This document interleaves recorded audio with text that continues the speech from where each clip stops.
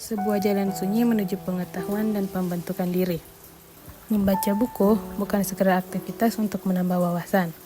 Ia adalah proses yang pelan tapi pasti membentuk siapa diri kita sesungguhnya. Dalam setiap halaman yang kita telusuri, tersembunyi pelajaran yang jauh melampaui fakta atau informasi semata.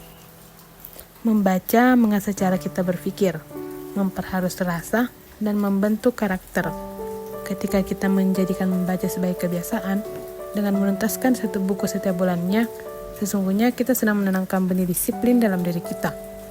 Disiplin ini bukan sekedar soal waktu, melainkan tentang komitmen pada proses belajar yang konsisten, pada kesediaan untuk terus tumbuh dan berubah. Teman-teman, saya mengajak kalian untuk mengikuti gerakan saya. Satu buku, satu bulan. Mungkin terdengar sederhana, tapi mungkin dampaknya sangat besar. Dalam 1 tahun, itu berarti 12 buku. 12 perspektif baru, 12 kesempatan untuk memahami sesuatu yang sebelumnya tidak kita tahu.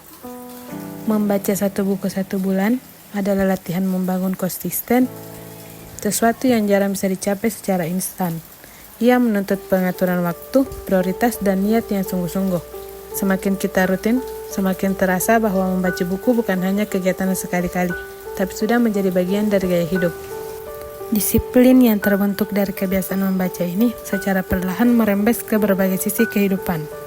Ia mempengaruhi cara kita mengelola waktu, bagaimana kita berkomunikasi, dan bagaimana kita membuat keputusan dalam kehidupan sehari-hari.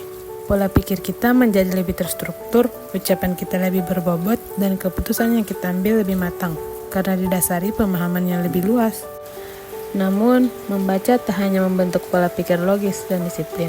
Lebih dari itu, membaca juga melatih empati, kemampuan yang semakin langka di zaman yang serba cepat dan penuh distraksi ini. Dengan menyelami beragam sudut pandang penulis dan karakter-karakter dalam buku, kita diajak untuk keluar dari ego kita sendiri. Kita belajar melihat dunia dari mata orang lain, dari mereka yang mungkin latar belakangnya berbeda, keyakinannya yang tak sama, atau pengalamannya yang bertolak belakang dengan kita. Proses ini membuat kita lebih memahami kompleksitas manusia dan lebih bijak dalam menyikapi perbedaan. Empati ini menjadi penting, terutama di era digital ketika banyak orang lebih fokus pada bagaimana cara didengar ketimbang mendengar.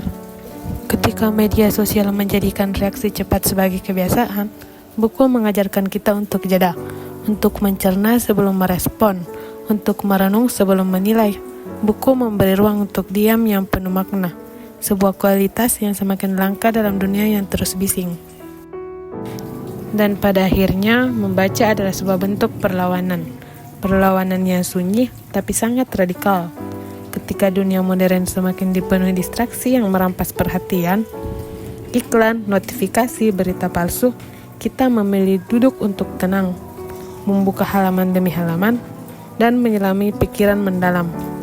Ketika ketidaktahuan menjadi norma yang diterima begitu saja, kita memilih untuk mencari tahu. Ketika informasi datang begitu cepat dan dangkal, kita memilih untuk belajar secara utuh dan perlahan.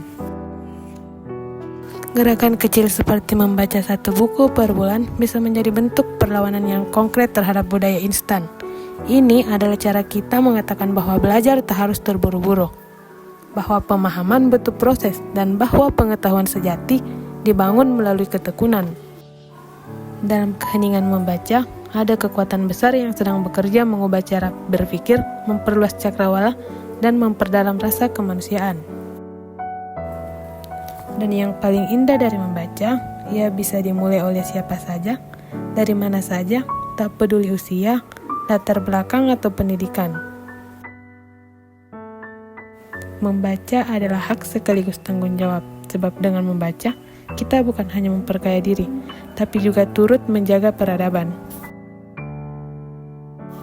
Maka, teruslah membaca, melawan ketidaktahuan, merawat pikiran dan jiwa, karena di tengah dunia yang terus berubah, satu hal yang tetap relevan, mereka yang terus belajar tidak akan pernah tertinggal.